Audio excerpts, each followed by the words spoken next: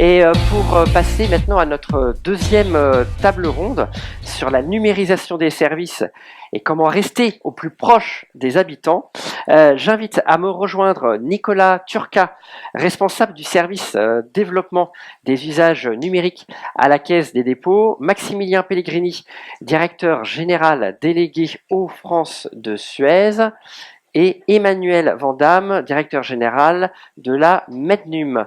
Merci de me rejoindre, messieurs. On va se mettre par ici et on va échanger ensemble sur les grands enjeux de la numérisation des services.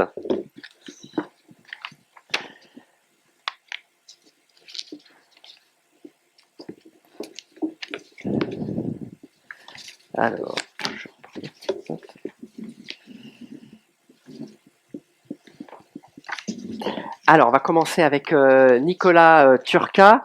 Vous êtes responsable du service développement des usages numériques de la Banque des Territoires au sein de la Caisse des dépôts. La Banque des Territoires, peut-être pour le rappeler, en fait, a trois rôles. Investir, appuyer les politiques de l'État au bénéfice des collectivités territoriales, investir et tisser des partenariats pour agir sur les territoires. Alors, on va aller tout de suite dans le sujet. Quels sont, selon vous, pour vous, les enjeux de la numérisation des services publics ? Alors je pense on connaît tous le grand acte structurant qui était les services publics, la transformation des services publics numériques en 2022 et qui était un jalon important qui a été posé par le président de la République. L'année dernière, enfin non, maintenant il y a 1 an et demi, la stratégie nationale pour un numérique inclusif avait démontré, en effet, à travers plusieurs études, que ce soit Capacity ou le Cevipof, que 13 millions de Français étaient fracturés. Et ça, c'est quelque chose d'important, ça représente 20% de la population. Et on parlait tout à l'heure des fractures multiples, c'était là pour une des premières fois, il y avait un chiffre qui avait été posé, et la hauteur de l'enjeu surtout. Le sujet, après, il est multiple, et il n'y a pas une fracture, en effet, il y en a plusieurs. Il y a des fractures liées aux usages, le fait de ne pas avoir Internet, de ne pas avoir de connectivité. Avoir un téléphone aujourd'hui en 3G, ça ne permet pas de se connecter à des réseaux sociaux, hein. C'est un vrai sujet.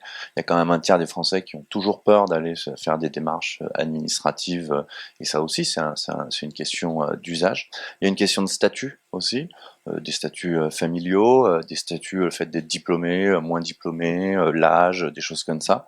Paradoxalement, d'ailleurs, les jeunes ont plus peur de faire des démarches administratives que des trentenaires. Puis il y a une question de territoire, évidemment, et sans faire la dichotomie, en effet, rural versus urbain. Les ruraux, quand même, ont plus de mal à aller, alors probablement aussi par le manque de connectivité, c'est du multifactoriel, hein, donc ça peut être un cercle vicieux. Donc ça, c'est quelque chose d'important. Je pense qu'il y a un sujet aujourd'hui d'autonomisation.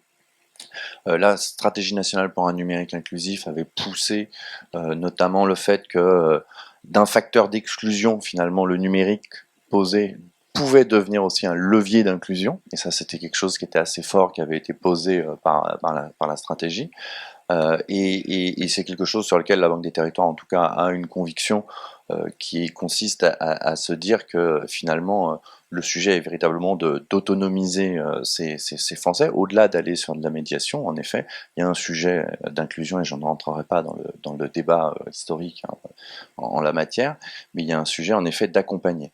Et il y a un sujet, principalement en tout cas en termes d'enjeux, de subir le numérique, de survivre dans le numérique, et peut-être l'étape d'après, de vivre les opportunités du numérique. Donc la question aujourd'hui, je pense, c'est donner les capacités à un certain nombre de Français pour pouvoir justement s'exprimer aussi à travers le numérique et grâce au numérique. Et ça, c'est un sujet majeur, et de ne passer ce stade de subir, survivre, faire avec, et ça, c'est un vrai enjeu. Et la Banque des Territoires, en effet, a plusieurs actions en la matière. Vous accompagnez les deux grandes politiques globales sur le sujet. Est-ce qu'on peut revenir là-dessus ? Alors, que ça soit la stratégie nationale pour un numérique inclusif, en effet, on était co-rapporteur notamment sur les sujets de consolidation financière. parce que c'est un secteur quand même. Alors les PME sont les très bons élèves et sont le, le haut de l'iceberg, mais il y a plein d'aidants, d'espaces publics numériques, d'aidants formels et informels qui font de la médiation numérique, font des actions auprès d'un certain nombre de Français, et il y a eu quelques exemples qui ont été cités juste avant moi. Le sujet aujourd'hui, il est de donner ses capacités justement à ces outils, et la stratégie à décliner en fait des outils derrière. Je pense au pass numérique, et vous aurez l'opérateur qui viendra en parler tout à l'heure. Il y a les outils qui sont mis à disposition par la mission Société Numérique. Et puis enfin, la deuxième politique, c'est aussi une stratégie de lieu, de trouver, de concrétiser, de donner des capacités finalement au territoire. Ça tombe bien, elle était directrice des capacités territoriales. C'est la politique du CGET sur les maisons France Service, et en faire un socle, comme elle a expliqué, élargi, pour pouvoir trouver en effet des réponses à ces problèmes, parfois, avec l'administration. En préparant cet échange, vous me faisiez part d'une tension. Quelle était entre les usages et une vision à donner. Non, mais il y a une tension classique aujourd'hui, l'usage l'emporte parfois sur un certain nombre de prérogatives. Et cette tension, et je pense évidemment, alors la Banque des Territoires est connue pour avoir travaillé notamment pour faire un numérique autrement, et je pense notamment à nos investissements dans Pointe, dans Simplon, dans Aptic ou dans des choses comme ça. Mais c'est quelque chose d'important, et cette tension, évidemment, les usages sont là. L'objectif d'ailleurs d'un Google ou d'un Facebook est de réduire la difficulté et le frein, entre guillemets, à l'usage. Et en même temps, il faut pouvoir donner ces capacités à ces Français de pouvoir réfléchir autrement, parce que la fracture culturelle qui a été citée tout à l'heure est très importante. Le numérique, c'est un paradigme aussi culturel, c'est une nouvelle culture, ce que parfois un certain nombre d'institutionnels ont parfois un peu de mal. Et ça, c'est une question qui est très forte et qui rentre en tension, c'est-à-dire, et qui remonte peut-être au-delà de l'âge adulte, il remonte peut-être jusqu'à l'éducation, en effet, où donner des capacités aux Français, c'est aussi donner la capacité à nos enfants de potentiellement agir dans le numérique, dans un numérique serein, durable et vivable. Merci Nicolas. On va se tourner maintenant vers Maximilien Pellegrini. Vous êtes directeur général délégué aux France chez Suez, pour Suez. Alors vous en tant qu'entreprise, quels sont les enjeux de la numérisation des services auprès du grand public? Alors les enjeux sont multiples. Bonjour à toutes et à tous. Avant cela, peut-être partir du dérèglement climatique, qui est une réalité dans le monde, en France. Les épisodes orageux de Toulouse nous le rappellent. Cet été, j'imagine qu'on va connaître des périodes de sécheresse. Et le projet de transition écologique que nous portons doit être un projet de société. Il n'y a pas de projet de société si on n'arrive pas à réduire les inégalités, si on n'arrive pas à être efficace dans le service qu'on amène au grand public. Donc tout ça est extrêmement lié. Évidemment, dans ce cadre-là, la digitalisation nous aide fortement, au moins à 3 niveaux. Tout d'abord, on exerce nos métiers de manière extrêmement différente. On a réussi aujourd'hui à coupler ce qu'on appelle les objets connectés avec l'intelligence de nos métiers, les bases de données, de manière à gérer en fait ce qu'on appelle nos réseaux d'eau et d'assainissement comme des réseaux intelligents. Et on est capable aujourd'hui d'optimiser l'énergie et de maximiser la sécurisation en eau. On est capable de gérer des services d'assainissement en prévoyant la météo et en les contrôlant en fonction de la qualité d'eau du milieu réceptacle. Donc tout ça est extrêmement riche et permet à chaque territoire d'être beaucoup plus résilient. Mais pour arriver à cette résilience et cette visibilité, il faut évidemment que le grand public, nos clients collectivités, arrivent à mieux communiquer sur nos métiers. Parce que le paradoxe, en fait, qui est le nôtre aujourd'hui, c'est que nos métiers n'ont jamais été aussi importants et dans le même temps, ils n'ont jamais été aussi banalisés. Donc on a un véritable enjeu d'appropriation, d'éducation au grand public, ce qui amène à mon deuxième sujet, celui du service et du lien avec le service grand public. Force est de constater que nos métiers ne brillaient pas par le passé. Le lien qu'on avait avec l'usager, c'était une facture, une fois par an, et puis un ou deux appels téléphoniques pour lui rappeler qu'il fallait la payer en temps et en heure. Alors, nos métiers évoluent fortement. Aujourd'hui, on a des compteurs intelligents. On est capable, par exemple, d'éduquer nos clients et de leur faire prendre conscience qu'une consommation raisonnée peut amener à des économies de budget des ménages, mais surtout peut permettre de participer à ce que j'évoquais en préambule, c'est-à-dire une transition écologique raisonnée dans laquelle on est partie prenante. On se rend compte aussi que l'activité d'eau dans un foyer, c'est le meilleur traceur de l'activité humaine, et on réfléchit avec le milieu hospitalier, avec un certain nombre d'acteurs de territoire pour voir de quelle manière les personnes isolées peuvent aussi bénéficier d'un service adapté. Par exemple, quand votre grand-mère, si elle vit seule, ne prend pas sa douche entre 19h et 21h, peut-être se passe-t-il quelque chose, peut-être on peut envoyer un texto d'alerte à ses proches. Tout ça pour dire que ces services digitaux sont extrêmement importants pour nous parce qu'ils doivent nous permettre de recréer un lien avec le grand public, avec les consommateurs, de manière à ce qu'ils puissent être complètement partie prenante de cette transition écologique et démocratique. Et à ce titre-là, on parle beaucoup de fractures. Dans nos métiers, quelque chose qui est extrêmement frappant, c'est-à-dire que chaque territoire a ses caractéristiques propres, puisqu'évidemment, la ressource en eau est toujours locale. Elle est le fruit d'une topographie, d'une géographie. Donc chaque territoire, indépendamment de ce qu'on peut raconter, présente une problématique différente. Donc l'objectif ou le talent, en tout cas, d'une entreprise comme la nôtre, c'est essayer de s'intéresser sur un territoire pour apporter des services de proximité qui fassent sens évidemment pour l'usager, mais pour le grand public. Et enfin, le dernier levier, c'est celui qui place le client consommateur, l'usager et nos collaborateurs comme partie prenante, encore une fois, de ces métiers. Aujourd'hui, nos collaborateurs sont capables, avec des tablettes, de reporter en temps réel ce qui se passe.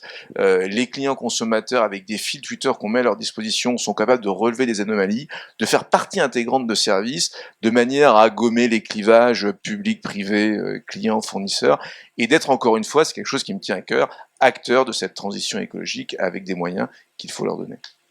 Et dans ce processus de numérisation des services auprès des clients, est-ce que ça s'est fait en un jour, où il y a eu des étapes intermédiaires? Est-ce qu'il a fallu adapter des choses? Est-ce qu'il a fallu accompagner? Alors, on est en pleine période de transformation. Nous, on a été très attentifs quand on a mis en place ces nouveaux services digitaux, que ce soit pour nos clients consommateurs ou en interne, de la fracture numérique. Bon, 13 millions de Français souffrent de fracture numérique. Alors, on peut regarder ça de manière un peu suspecte. Néanmoins, un exemple, à Toulouse, on a organisé avec un média une journée pour lutter contre la fracture numérique, de manière à ce que les gens qui savent, en général les jeunes générations, puissent expliquer à d'autres comment s'en servir. Et il y a deux populations qui sont particulièrement fragilisées. Les jeunes, qui sont éloignés de l'emploi. Aujourd'hui, plus de 50% des emplois se trouvent sur Internet. Donc quand on n'a pas d'ordinateur ou qu'on ne sait pas s'en servir, c'est un peu ennuyeux. Et puis aussi une fracture générationnelle. Les grands-parents, en fait, pour rester en contact avec leurs petits-enfants, quand ils n'ont pas Facebook, c'est un peu compliqué. Et donc on s'est dit, on ne peut pas développer des services digitaux si dans le même temps, on ne met pas à disposition des populations qui sont éloignées de ces services un système d'accompagnement. Donc il y a la sensibilisation et l'éducation, il y a évidemment ce qu'on fait avec les réseaux PIMS, d'autres partenaires comme la Poste, pour dire on va essayer quand même d'accompagner physiquement les territoires pour accueillir nos clients consommateurs quand ils le souhaitent sur des problématiques concrètes de manière à accompagner. Je ne crois pas personnellement qu'on puisse développer les services digitaux sans accompagner encore plus près nos clients consommateurs. Moi, je crois à la proximité physique. Je pense que pour créer le lien, c'est absolument fondamental. Et puis dans certaines configuration, c'est quand même compliqué. Moi, je vous donne, pardonnez-moi d'être un peu long, une anecdote, mais j'ai vécu 15 ans à l'étranger, je suis rentré en France et il fallait que je traduise mon permis de conduire américain avec un permis de conduire français. On m'a dit, écoutez, monsieur Pegani, c'est formidable, tout est sur Internet. Bon, un an après, j'y suis toujours, et je suis allé 2 fois physiquement au service des permis de conduire, et ça va quand même mieux. Donc je me dis que l'expérience client, évidemment, elle passe pas que par l'accueil physique. En tout cas, ce qu'on a envie de faire, c'est des choses équilibrées entre des accueils physiques et des services digitaux, et toujours, et ça j'y tiens aussi, en fonction de la problématique du territoire.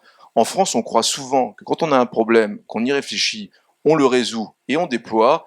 Ben, ça marche pas toujours comme ça. Les territoires présentent des configurations différentes, et c'est fort heureux. Merci beaucoup, Maximilien Pellegrini, pour ce regard. On va se tourner vers Emmanuel Vandamme. Vous êtes directeur général de la MEDNUM. Alors, la MEDNUM, qu'est-ce que c'est? C'est une coopérative, c'est la coopérative des acteurs de la médiation numérique. Elle regroupe plus de 70 acteurs dans le secteur. Alors, il y a des opérateurs de médiation numérique, mais aussi l'État, les collectivités, il y a des entreprises. Alors, à vous, en tant que représentant d'un certain nombre d'acteurs de la médiation numérique, quel est votre regard sur ces grands enjeux de la numérisation des services? Alors, en tant que président, non pas directeur général de Pardon, la MENU, je ne vais président. pas outrepasser voilà, le rôle d'Emma Gariani, notre très bonne directrice générale. Nous, sur cette question de comment rester au plus proche des habitants dans la numérisation, la dématérialisation des services, on a trois pistes de réflexion. Il y a la question évidemment de l'accompagnement. Que Nicolas Turca a très bien expliqué, et l'exemple que vous avez donné sur votre propre expérience montre bien que on a souvent employé des termes de fracture numérique. C'est beaucoup plus compliqué que ça. On n'est pas du tout dans une situation où on a une partie du public qui est durablement éloignée pour des questions sociales ou cognitives, puis des gens qui sont dedans. Tout le monde est confronté à une difficulté à changer à passer d'un univers à un autre, et donc on est beaucoup plus sur des questions vraiment culturelles que sur des questions simplement d'aide aux démarches. Et en même temps, les lieux de médiation se trouvent aujourd'hui confrontés, ont un peu parfois un sentiment de jouer un rôle un peu de voiture balai de la dématérialisation. C'est-à-dire que des services se dématérialisent, et à un moment donné, des usagers se sentent un peu perdus, et ils viennent voir des points de médiation sociale ou de médiation numérique, mais comme c'est du service numérique, ben on va voir un point de médiation numérique, et on dit je n'arrive pas à faire ma démarche CAF, Pôle emploi, impôt, ou permis de conduire, ou carte grise, etc. Et ça crée une forme d'afflux de demandes à traiter, et ça amène parfois à focaliser sur des besoins vraiment très premier niveau, et à pas pouvoir toujours mettre l'accent sur ces gros enjeux qui sont les enjeux d'acculturation. C'est intéressant aussi de voir là où les questions se posent. C'est-à-dire que des services comme Le Bon Coin, par exemple, un grand nombre d'utilisateurs utilisent Le Bon Coin sans se poser la question, et ça fonctionne très très bien. Le même utilisateur qui est quasiment expert du Bon Coin va avoir beaucoup plus de mal à aller faire une démarche en ligne, parce que peut-être ça répond moins à son attente, ça répond moins à un besoin, c'est moins connecté à ses intérêts premiers, et donc on se retrouve dans une situation où finalement la problématique n'est pas toujours numérique, hein, elle n'est pas toujours sur le fait d'aider quelqu'un à utiliser un smartphone, une souris ou un écran, elle est plutôt sur la prise en compte d'une nouvelle forme de prestation de service, d'une nouvelle société numérique dans laquelle, et ça a été bien décrit tout à l'heure d'un point de vue géographique et sociologique, plein de gens se sentent un peu perdus. Deuxième piste de réflexion, c'est l'idée Est-ce que je peux vous inviter Oui. à poser le micro sur Oui. votre micro pour qu'on vous entende bien? Deuxième piste de réflexion, c'est l'idée d'outiller cette démarche. Il y a plein d'initiatives comme Aidants Connectés, par exemple, qui sont très intéressantes dans la mesure où elles permettent de donner aux gens qui font de la médiation de vrais outils, de vrais leviers pour répondre à cette problématique d'accompagnement. Aujourd'hui, par exemple, beaucoup de médiateurs numériques sont confrontés à des questions de confidentialité, sont à cheval entre un rôle d'accompagnement aux usages du numérique et un rôle d'accompagnement social, une vraie problématique qu'on trouve chez les médiateurs numériques, mais aussi chez les aidants, plutôt du côté social, qui doivent intervenir aussi sur la question numérique. Donc ce type d'outils sont très intéressants. Nous, à la MEDNUM, on réfléchit aussi à la production d'outils plutôt dans une logique pair à pair, pas simplement d'outils produits par l'État comme aidants numériques, par exemple, aidants connectés, mais d'outils produits par des lieux qui peuvent bénéficier à d'autres lieux et renforcer l'action de chaque lieu. Donc, on travaille beaucoup sur cette question de produire des communs du numérique. Et peut-être troisième piste aussi de réflexion sur cette question de comment rester au plus proche des habitants. On se rend compte que les 5 à 6 000 lieux de médiation numérique constituent un tissu assez unique, en fait, de captation des expériences des usagers, et que ces lieux-là peuvent tout à fait servir à une logique de co-construction des services. Plutôt que d'être dans un schéma où ces lieux de médiation sont finalement en bout d'une chaîne, hein, et où on se retrouve à accompagner des gens qui sont démunis face à des transformations des services auxquels ils n'ont pas forcément été associés, on pourrait tout à fait imaginer, et on est en train d'y réfléchir avec différents opérateurs de services, que ces lieux soient des lieux de co-design, de co-construction, à des degrés différents, simplement des lieux d'écoute de ce qu'attendent les usagers, de qui sont ces usagers, de quels sont leurs niveaux aussi de compétences. Ça peut être des lieux de test de nouveaux services, ça peut être des lieux vraiment de prototypage et d'inventer ensemble ces nouveaux services pour remettre finalement les usagers au centre. Hein, éviter que les usagers se sentent un peu ballottés par cette évolution des services, un peu démunis et déconnectés finalement, une déconnexion qui n'est pas du tout technique, une déconnexion qui est vraiment essentiellement culturelle, et vraiment de les remettre au cœur de la production du service. Merci beaucoup, messieurs. Du coup, on a eu ces 3 regards en fait sur les enjeux.